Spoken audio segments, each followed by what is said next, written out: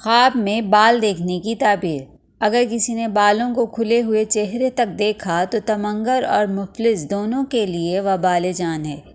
بال سر کے گرتے دیکھنا دولت ملنے کی دلیل ہے، اور قرض دار دیکھے تو قرض کی ادائیگی کی دلیل ہے۔ بال سر کے کھلے دیکھنا عورت کی شادی کی دلیل ہے۔ بال اپنے ہاتھ سے موڑنا اور سر صاف کرنا قلق کی نظروں سے گر جانے کی دلیل ہے۔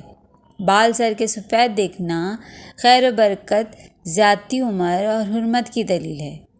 اگر بال سیاہ دیکھے تو غربت انیس الغنا کے لیے خطرہ ہے۔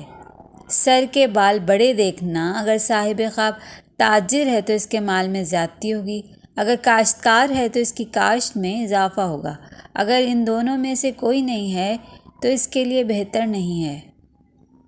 بال داڑھی کے حد سے زیادہ دیکھنا صاحب خواب کے لیے رنج و غم کی علامت ہے۔ بال داڑھی کے منڈ جانے یعنی داڑھی کٹوانا جو مرتبہ لوگوں کے درمیان ہے وہ جاتا رہے گا۔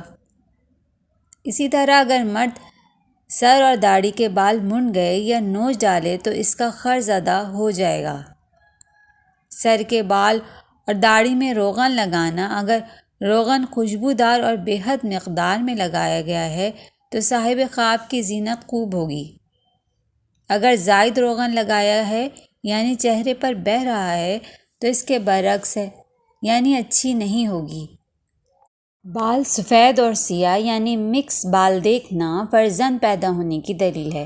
اگر خواب عورت دیکھے تو اس کے حق میں بہتر ہے۔ عورت اگر اپنے سر کے بال بکھرے دیکھے تو اس کا شوہر غائب ہوگا، اور اگر شوہر نہیں ہے تو وہ نکاح کرے گی۔